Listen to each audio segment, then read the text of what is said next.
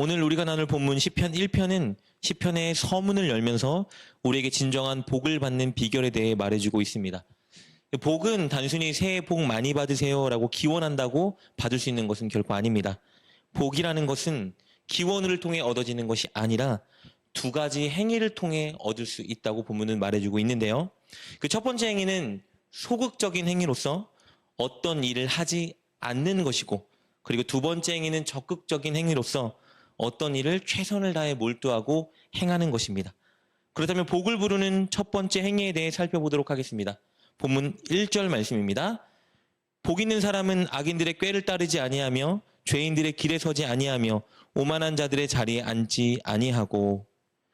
복을 부르는 첫 번째 소극적인 행위는 악인들, 죄인들, 오만한 자들의 행위를 따르지 않는 것입니다. 1절은 우리에게 한 가지 진리를 말해주고 있는데요. 그것은 우리들이 살아가는 삶 속에는 늘 악인들과 죄인들과 오만한 자들이 우리를 둘러싸고 있다는 것입니다. 이 말은 우리가 악인들, 죄인들, 오만한 자들의 행위를 따라할 수 있는 유혹이 늘 우리 곁에 도사리고 있다는 것을 의미합니다. 그런데 여기서 말하는 악인, 죄인, 오만한 자들은 범법자들이나 굉장히 잔혹한 일을 행하는 자들만을 의미하지는 않습니다. 이런 자들은 하나님의 말씀과 뜻을 따르지 않고 자신들 마음대로 살아가는 자들을 의미합니다.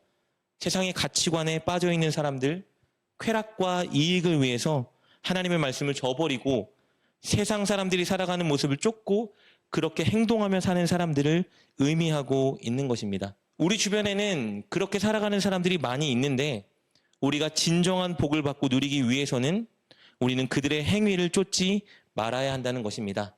그것이 쉬운 일이고 그것이 눈에 보이는 빠른 결과와 성공을 보장해주는 일이라 하여도, 혹은 많은 부를 우리에게 안겨다 준다 하여도 우리는 그들의 길을 쫓지 말아야 한다고 본문은 말해주고 있는 것입니다.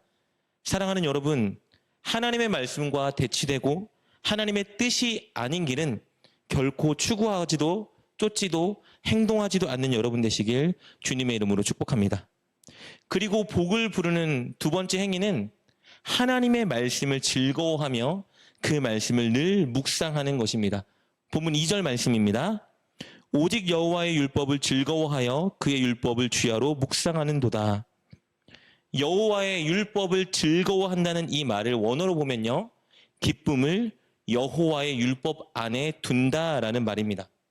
하나님의 말씀을 순종하고 하나님의 말씀을 늘 묵상하기 위해서는 우리의 기쁨이 하나님 말씀 안에 있어야 합니다. 우리의 기쁨의 근원, 우리의 기쁨의 요소가 하나님 말씀 안에 들어있어야 한다는 것이죠. 그럴 때 우리는 자원하여 하나님의 말씀을 묵상할 수 있고 하나님의 말씀에 순종할 수 있는 것입니다. 그렇다면 어떻게 하면 우리는 우리의 기쁨을 하나님의 말씀 안에 둘 수 있을까요? 그것은 하나님의 말씀을 순종할 때, 하나님의 말씀을 묵상할 때 우리에게 다가오는 놀라운 결과들을, 놀라운 복을 우리가 확신하는 것입니다. 인생을 살아가다가 우리가 선택하고 행동하는 일들 중에는 우리에게 진짜 유익과 행복을 주는 일이 있고, 반대로 잠시 잠깐의 쾌락은 주지만 결국 우리를 망하고 불행하게 하는 일이 있다고 합니다. 이 두 가지 일을 구분하는 일은 단순한데요, 이렇다고 합니다. 우리에게 잠시 쾌락을 주지만 우리를 망하게 만드는, 우리를 불행하게 만드는 일은 하기 직전에, 하려는 찰나에 우리를 기쁘게 한다고 합니다. 예를 들면 인스턴트 음식을 먹는 것, 누워서 핸드폰 게임을 하는 것, 로또를 사는 것, 술을 마시는 것, 비싼 브랜드의 옷을 사는 것, 이런 것들이 있겠죠. 여러분, 이런 행위들을 할 때에 우리는 이런 행위를 하려는 찰나 기쁨을 만끽하고 쾌락을 느낄 수 있습니다. 그러나 시간이 지나면 여러분, 이런 일들을 한 일에 대한 기쁨은 사라지게 되죠. 그리고 결국 건강하지 못한 결과가 우리에게 돌아오게 됩니다. 그러나 우리에게 진짜 이롭고 복된 일은 막상 하기 직전에, 하려는 찰나에 우리에게 기쁨을 주기보다는 부담을 주고 우리에게 하고자 하는 마음에 어려움을 준다고 합니다. 그러나 하고 난 후에는 기쁨을 주고 시간이 지나면 결국 우리에게 엄청난 이로움을 줍니다. 예를 든다면 건강을 위해서 아침에 일어나 운동을 하거나 하루 일과를 마치고 운동을 하려고 할 때 여러분 막 행복할까요? 설레일까요? 그렇지 않겠죠. 그러기보다는 피하고 싶고 부담되기도 합니다. 그러나 운동을 하고 났을 때 기쁘고 뿌듯하죠. 그리고 시간이 지나면 이 운동은 우리에게 엄청난 유익과 복을 가져다 줍니다.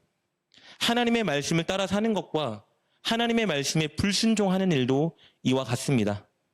우리가 하나님의 말씀에 불순종하며 세상의 가치관을 따라 살아갈 때 그 순간이 편하고 기쁠 수는 있습니다.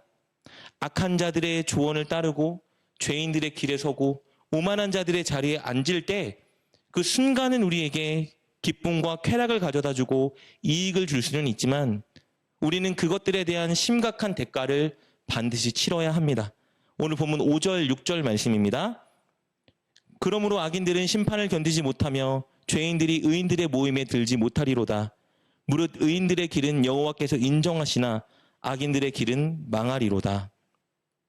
그런 행동들이 이 땅에서는 좋아 보이는 결과를 우리에게 줄 수도 있으나 성경은 분명히 말하고 있습니다. 마지막 때에 하나님의 심판을 피할 수 없다고 말이죠. 6절은 분명히 그들의 길은 망하는 길이라고 말해주고 있습니다.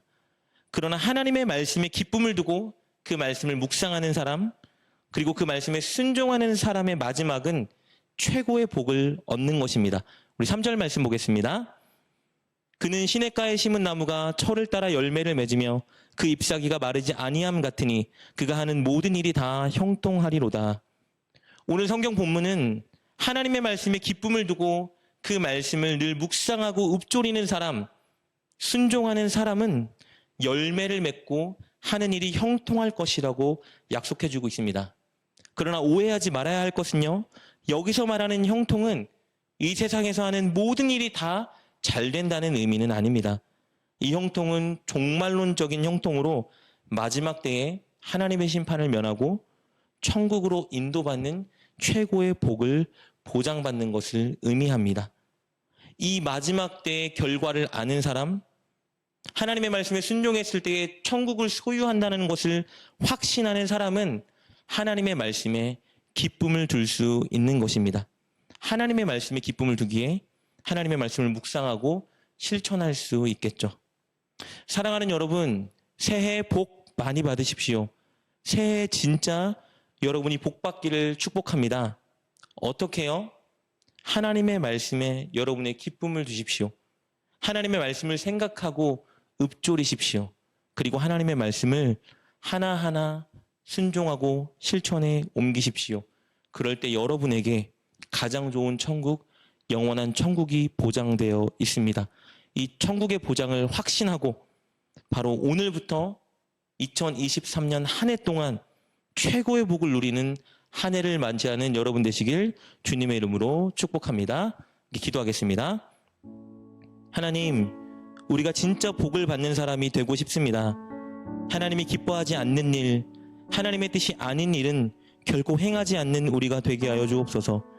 그리고 하나님의 말씀에 우리의 기쁨을 두고 하나님의 말씀을 묵상하며 하나님의 말씀에 순종하는 복된 우리가 되게 하여 주옵소서. 예수님의 이름으로 기도드립니다. 아멘. 오늘 말씀을 통해 깨닫고 결단한 것은 무엇입니까? 그것을 붙들고 하나님께 기도합시다. 그리고 그렇게 실천하며 하루를 살아가는 여러분 되시길 주님의 이름으로 축복합니다.